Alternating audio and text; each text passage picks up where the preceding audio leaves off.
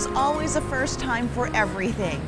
Even though he grew up in Hawaii and fished on the mainland, Alan Suan hadn't gone trolling for pelagics on the open ocean. So Walter Kuma brought him out on his boat for a day. Alan grew up in Waipahu, but spent much of his adult life living on the mainland. He did a lot of fishing, but this is his first time going trolling in blue water. Walt's first objective for this morning is to catch live bait. And it's also Alan's chance to learn something new about fishing in Hawaii. Everybody's on a ledge catching their bait. I figure I'd come to the buoy since nobody's here. Just gonna drive around and look around, see if we can find a bait. Okay. I make my own damashis, yeah? And I just got like 3 hooks on them.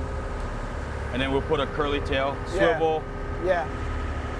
So we'll get a few rigs set up and then Okay. and we'll start. If he can find them, if not, we're gonna run right back to the ledge. Anywhere between 4 or 5 ounce would work, depending on the current. Yeah. If the current is running, then you might want to use a heavier lead, just to keep it down. Yeah. And we use these curly tails. I usually use a smaller one, yeah, but some banana left them home. I just hook them through the head, Right. just like that, right? And the way to remember to hook them is to you put the hook facing Almost the same way as the tail. Exactly the same way. Yeah. Well, the thing gonna spin. Get. Plenty. Okay. And I want to show you something real quick. How much weight? Oh, you got some more for there. 4 or 5 would be fine. That's all I make. Yeah. That's all I use. And just loopy. Yeah. Okay. All right. So put some curly tails on here. A lot of people think you need to thread it on there. Yeah. No need. What happens is when they pull it off, the thing will crooked, then they don't bite. All right, let me get that other one. But I would leave one hook empty. And the reason is they're gonna bite the hook too. Oh, okay.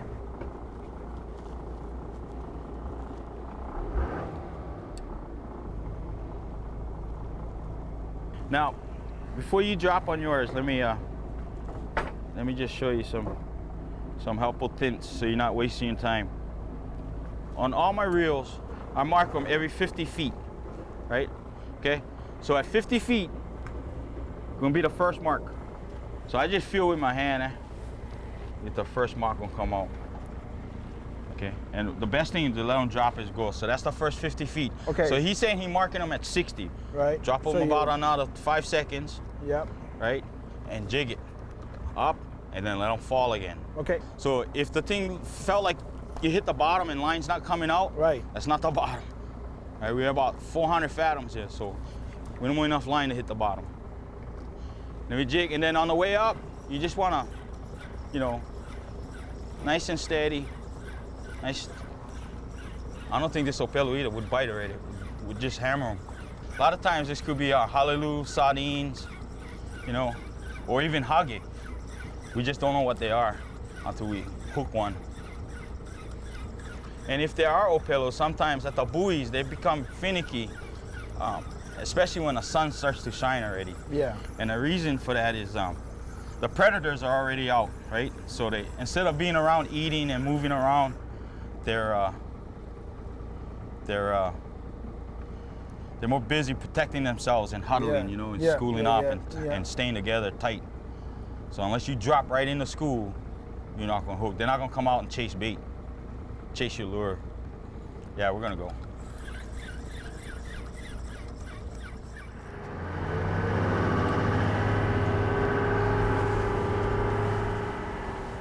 This is a big palo opelo right here. How deep? 60 to 150. Yeah, without the sounder, we'd never find them.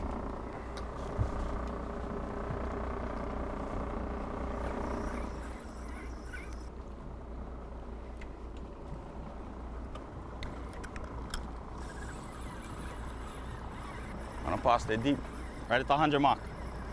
I'm bringing them all up. They're following them. One more came on. Getting heavier. Oh, I had two on top.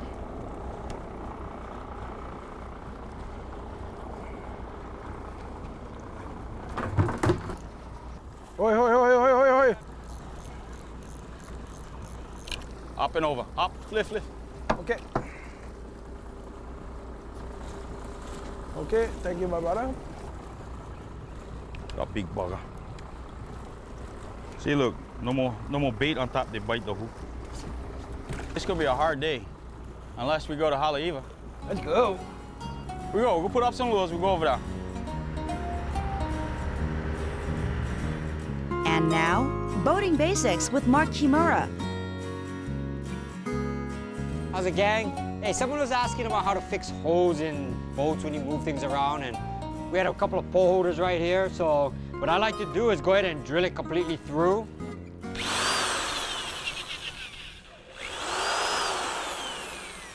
This helps remove any silicone or caulkings and everything else, and because it's so big and deep, I'm gonna go and stick a wooden dowel. I'm gonna go ahead and use a countersink on the front side and on the back side. But this will help give me a little bit of an angle so the resin has someplace to ferry into.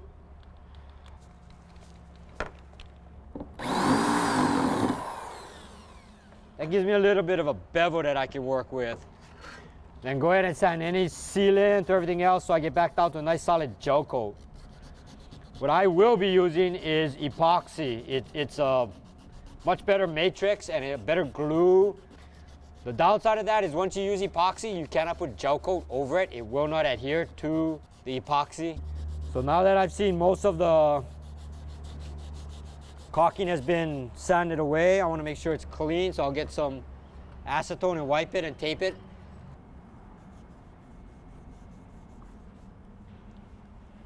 So that looks like it's back down to the original gel coat, fairly clean.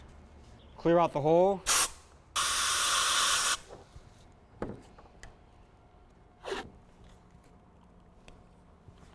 I'll try and make a little gutter right here to catch some of that resin so it doesn't run all the way down, because I don't want to come back and have to sand the drip off of it.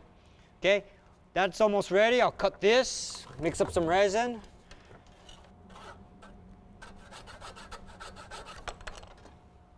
And then this will fit right through here. I left it long so I can trim it flush. Okay, gang, I got my epoxy mixed up. It's nothing more than West Systems that I threw a little bit of Cabosil in. I found this in one of my cabinets. This is basically a pigment. I was hoping to get it to turn white, and it won't take much. Like any epoxy, you gotta mix it fairly thoroughly. At this point, I just wanna make it watertight. So I'm gonna sit down and I'm gonna just paint this up real good, get it to adhere, then fill it and body work it.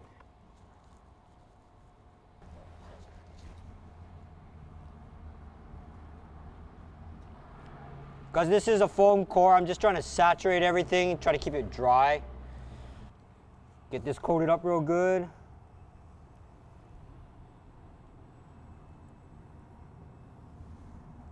Okay, I'll let that cure. I'll do all these holes over the next day or so.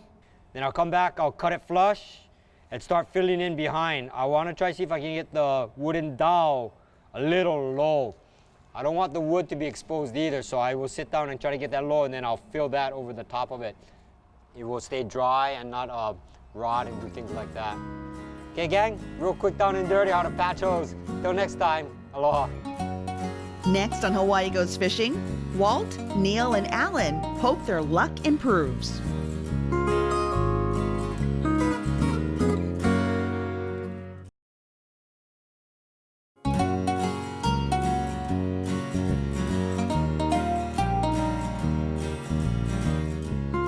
Suan's getting his first blue water trolling experience. They got live bait and are hoping to make it pay off.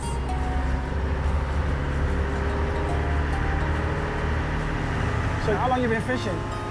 Oh, shoot, a long time. Long time, My whole huh? life. My dad fished, so we fished on the weekends whenever we could. Of course, the bug got me when I was really young, and I was always bugging to go. And they were, my dad and them were more nighttime fishermen, you know, Kuliman, Pachi.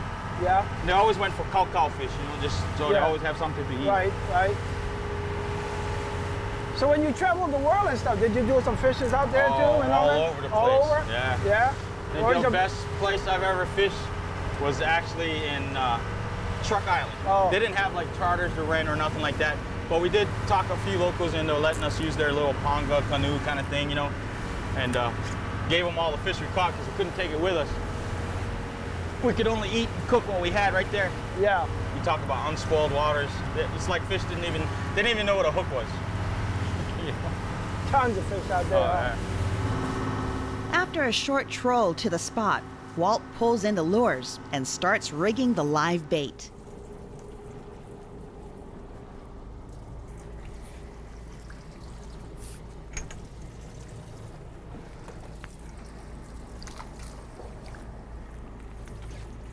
I just put them right in the socket right in front of the eye, cavity right there. Right. Pull them right to you don't hit no vital organs. Uh-huh. Just like on Haku. Then run him right back through so the thing's snug on his head. And then the stinger hook, just like that. Got it.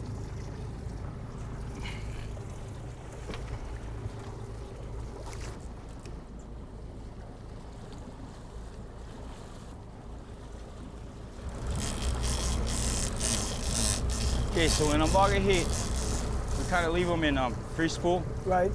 on the clicker so it doesn't backlash. Once you grab them, any predator grab them, they grab them sideways. Right. So eventually they got to swim off, turn them head first and swallow. If they get competition, it's easier because they grab and swallow fast. Marlins and stuff like that, they tend to be like that cat that got him in his mouth. They don't want to let go of it yet until they know they got him for sure. And then what they do is turn their head first, swallow. And when he breaks that rubber band with all the drop back in there, you don't feel anything, yeah? And then once he starts ripping them off the reel, then we lock them up and the fight is on. So you're only gonna put one out? Just Yeah, to get a we feel only of get that? limited bait, so Yeah. I really want to save that for when we go back to You've Wine seen a Island. big splash. Oh, we saw now. them big splash, Yeah. and no more whales or dolphins or nothing. Maybe get them a few mai-mais or something in here eating. Got a feeling, got the feeling. Hold that, hold that. Go.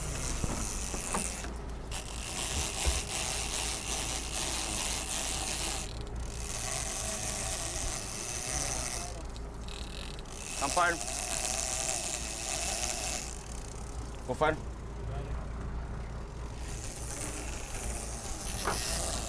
Let him go. Let him go, no crank until the thing stops.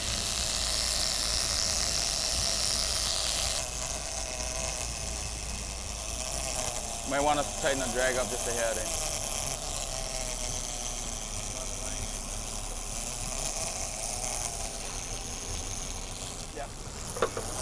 Move him to the other side if you have to, Ryan. Neil. Move him to the other side if you have to. Yeah, good. She let you take him. You grab him, take him back now.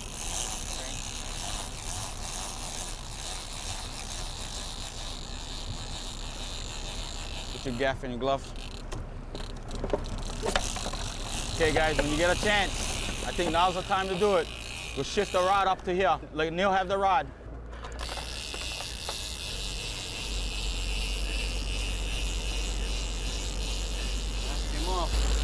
Get out of here. I like it came off. Oh, no. Crank it back for him. Crank it back for him. Take a break. Take a break. Popped off? Son of a... The line went cut. Ah, yeah. Teeth that at. Oh well. They ran out of live bait, so Walt moves to different grounds while Neil sets out lures. Okay. Yeah.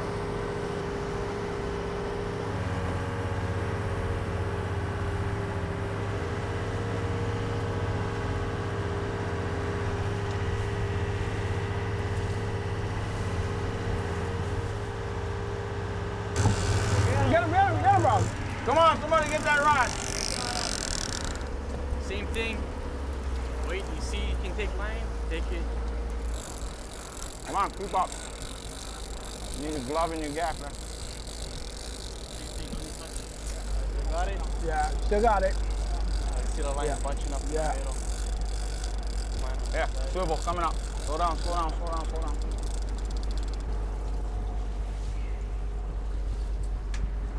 Step up.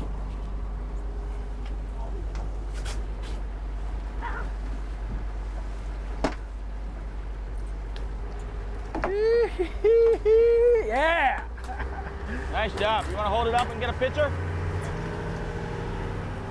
Okay. Got it? Yeah. Good job, bro. Congrats. Thank you, brother. Thank you. Woohoo, brother. Only with Walter, brother. Only with Walter, bro. Thank you, brother. All right. You know, I never went blue water trolling before. Never experienced it, but you know, your heart starts racing and you know, you worry about so much stuff, you know, but you couldn't do it without a good team. You couldn't do it, you know, I couldn't do this without Walter and Neil, you know, they're the experienced one, you know. You know, I'm not gonna take none of this stuff for granted anymore. I thought it wasn't that hard, but it is hard. It is definitely hard. You all gotta try it, it is fun. It ain't my last time, I can tell you that.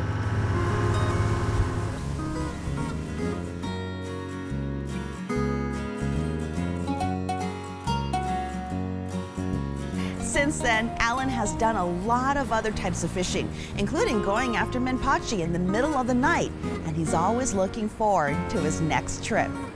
Well, that's it for this week's episode. If you'd like to be a part of the show, please get in touch with us at hawaiigoesfishing.com. Aloha and a hui ho. Production support provided by Alamo Hawaii, the official rental car of the Hawaiian Vacation. Island Air, inter-island air transportation to all your favorite fishing grounds. Real Recipes was filmed at the Island Home Building Materials Showroom. Aloha wear provided by Go Barefoot. Additional clothing provided by Hawaiian Island Creations. Hawaii Goes Fishing is powered by Solar Consultants.